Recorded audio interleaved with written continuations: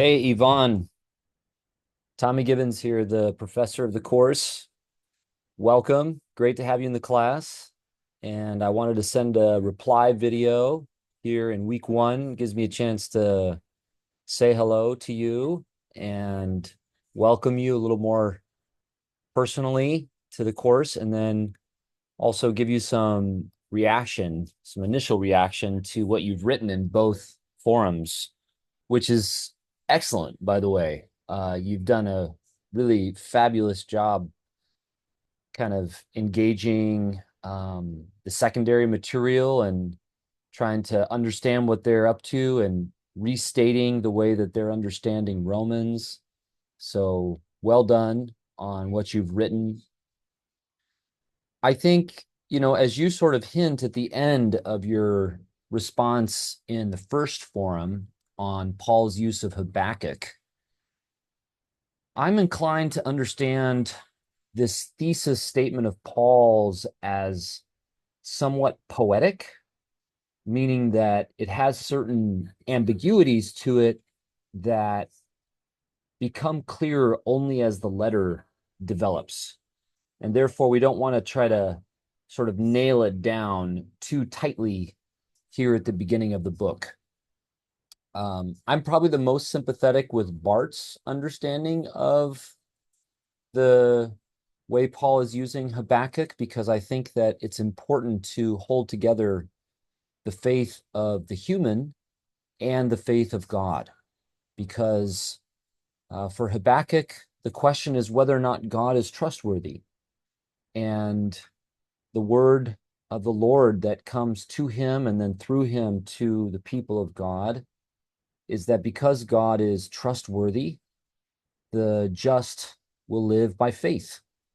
They will trust in God. So it seems to me that the justice of God is revealed from faith to faith, from the faith of God to the faith of the human, God's covenant partner, and that this is meaningful for people in Habakkuk's generation who are facing cruelty, terrible oppression, and yet are urged by the prophet not to let that uh, turn them into people that are hateful, prideful, arrogant, mistreating one another, exploiting the weak, taking advantage of the vulnerable, instead trusting God and in that way living justly. That's the path that leads to the life of blessing that God has promised Israel on the earth, according to Habakkuk. And I think that that word of the Lord is also open to a kind of messianic horizon, so that the fullness of this faith that leads to life is disclosed in the Messiah, in whom the faith of God and the faith of the human are one person. So that's, I think, what Paul is going to unpack in the rest of Romans. And it becomes clear that the faith of the Messiah is a life that is shared with other people who are baptized into his life, and therefore learn to embody this faith in the way that they treat one another around the table, the way that they share their lives with each other, learning to treat others uh, mercifully, generously, as God has treated them. So that's kind of how I think the thesis statement works in pointing the direction for the rest of the letter. Turning to your second response here in this forum, um, I love just the emphasis here on what the Old Testament means for the teaching of Paul, what really the importance of the Jewish roots and commitments of Paul's gospel.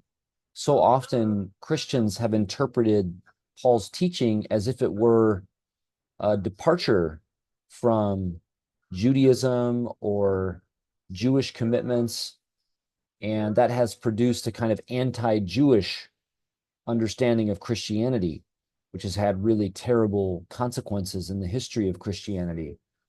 But as I think you're emphasizing, following Taubes, following Eliot, in fact, Paul's gospel is an expression of his Jewish commitments, even as those same commitments had led him earlier in his life to be an opponent of this movement. He now understands the life of Jesus to be the fulfillment of Jewish hopes, and to call people to a life of worshiping the God of the Jews, following the Jewish Messiah, learning from the law of Moses, what it means to love God and to love one another.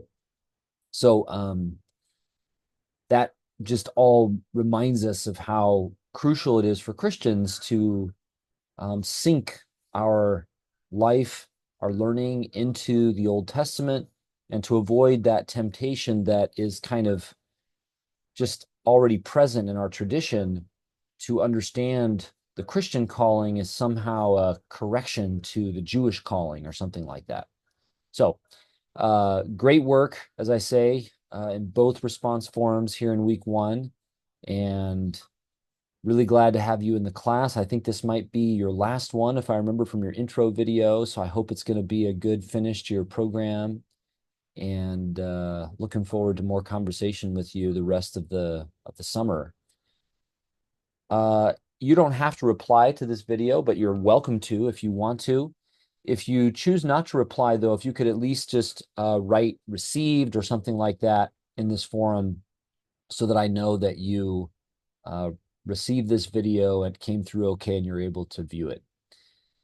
Thanks again, Yvonne, for some great responses, good work, and looking forward to studying Romans with you the rest of the summer.